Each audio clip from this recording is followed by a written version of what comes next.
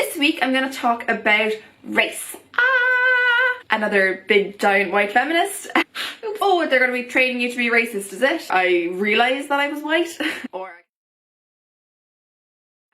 another time, it was a few years ago again, I was in LA in California, and I was in LA, but I was going out to San Diego for the day, and I had bought my return train ticket already, so that was all fine. So when I got down to San Diego, I got like the bus out to like the beach, and I had obviously been in the country like 21 days at that stage, and I hadn't told my bank back home.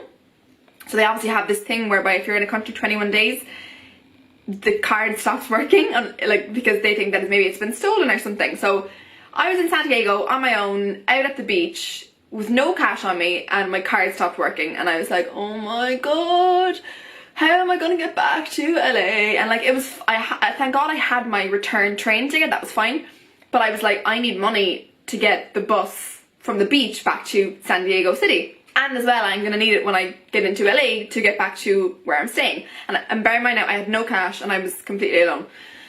And so I'm like, oh my god, but I was kind of freaking out, but I was also like, this will be fine. Like, it has to be fine. There's no, I have no option but for this to be fine. I need to get back to LA. So, and obviously, like, you know, I'm Irish, but obviously America is known for being just an outrageously racist place, obviously with its history, and so, you know, any person that's kind of like, oh Lauren, that probably didn't, you know, probably have an effect. Being that I was in America, I feel like it definitely did have an effect. And what I mean by that is, I had no money. I went to the bus that was going to bring me back to the train station in San Diego, and I literally went up and I was like, I think I laughed in the bus driver's face. I was like, I'm so sorry, I have no money to give you. Can I please just get on the bus? And I think he literally was just like, oh yeah, no bother, go on. And I was just like, oh my god, thank you so much. As well, when I got to LA and I needed to get the bus back to where I was staying, again, I think I had like, at that stage, I was like, I had 10 cents on me. So I literally was like, I'm so sorry, I have no money. I have 10 cents I can give you, but I have no money. Can I ride for free? Like, I think I was literally just laughing in their faces. And again, he was just like, yeah, okay, fine, get on, whatever. And I was just like, thank God. But I cannot help but think, and I feel like it most definitely played a role in this, that if I had been black or any other colour, that I would not have had such an easy time as I did. Like, again, who knows, if I had been black, he might have let me on, no bother. But he also might not have, simply by virtue of the fact that my skin was a different colour. And I just like, since then I'm just like, oh my god, like, you know, I'm just really lucky. And to be honest, the fact that I was so calm and I laughed in his face as I was asking him just shows the privilege I have, because I knew that he probably would say yes. And even just having that confidence to know that is privilege. You know, not having the fear that you might get turned away and you might have to, you know, be stranded in San Diego, knowing that is privilege. So that's just an interesting story. While I'm here, I wanted to talk about intersectionality. So a lot of people will know what this means, and it basically means that what I've kind of been describing is basically like, you can be discriminated against for being a woman, and you can be discriminated against for being black. But then you can be discriminated against for being a black woman. And so intersectionality basically recognises that my experiences as a white woman are not the same as those experiences of a black woman. Just because we're both women does not mean we suffer the same. She will have very different experiences than I will have by virtue of the fact that we are different colours. And so, and where it actually kind of came from, the term was kind of coined a while back, but basically there was this case, again in America, I realised this video was very kind of America-centric, but sorry. There was a case in America, and it was this woman, Emma de Greffenried, and basically she was working in this company, and she wanted to prove that they weren't promoting her basically, and people like her, and she wanted to prove this.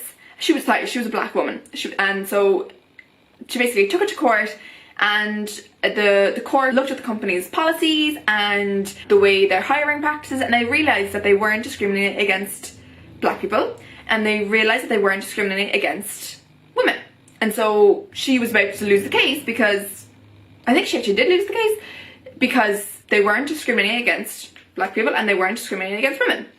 But the whole point was that she's not just black and she's not just a woman, she's a black woman. And so they hadn't yet taken account for how these two things, I guess, interact with each other and how that actually means that she's kind of doubly worse off. And so thankfully now it's being recognised a lot more, but just for, because actually this was actually discussed in my anti-racism training and I took it for granted that everyone knew what intersectionality meant, but a lot of people didn't. So yeah, if you don't know what that means, there you go. You can thank me later.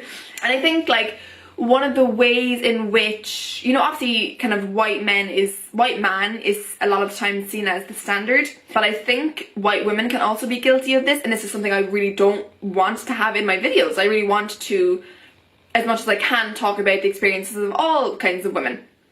And so one way in which it's really obvious is when we talk about the gender pay gap. And again, these stats are American, so leave me off. You know, when we talk about, you know, the gender pay gap, we say that, oh, you know, women make 77 cents to the man's dollar. And like I feel like if you're not in the kind of feminist zone or you're not really thinking about these things, you just see that headline. But when you actually go deeper, you realize that the 77 cents is just white women. And so I feel like the 77 cents is the one that's quoted so much, but it's just white women. So again, it's kind of like we're saying that's the standard, even though it's so not. So I have the stats here, just in case you were interested. And so yes, white women make 77 cents to the man's dollar, but black women make 61 cents to the man's dollar. Native American women make 58 cents, and then Latina women make 53 cents. And so I think it's, you know, that's just kind of one of the examples where white women can almost feel like we're the standard, but we're so not. There are so many types of women out there, and it's like, yeah, we can be helping ourselves, but I feel like, you know, there's that saying, none of us are free, while some of us are chained up with her. Oh god, no, I've completely butchered that. I'm gonna actually Google it right now. None of us are free. Wow. Oh yeah. So the quote is, I am not free while any woman is unfree, even when her shackles are very different from my own. And I think that is just so true, and I love that phrase, that quote. You know, it's like we can be all here fighting for white women to be free, like whoop whoop, but like while there are, you know, black women and women of colour who aren't free, then really we're just as susceptible to being discriminated against, you know, more so. So it's like, again, I really believe that, you know, until we're all free, then none of us are free. So yeah, that's just my 2 cents on that for today. As a white person, don't kill me, please. I'm just, you know, again, I'm super, and I think I say this in all my videos, and I feel like it's really just so that no one will like get mad at me, but I really am just learning about this. You know, I'm learning about feminism in general, but I feel like I know a good bit about that, but I really, the whole race dynamics and colour aspect of feminism and intersectionality, I really am learning. And I think like I'm never ever going to be able to talk about the experience of a black woman ever, but I feel like hopefully I can just even talk about it somewhat and spread some kind of light on it. I don't know. So yeah, hopefully you all learned something today. Thank you so much for watching. Yeah, if you know, I would love for people to really get involved and talk about it, and hopefully this is just the start of me talking about different kinds of issues, and hopefully y'all enjoyed. So thank you very much, and I will see you in the next video. Bye!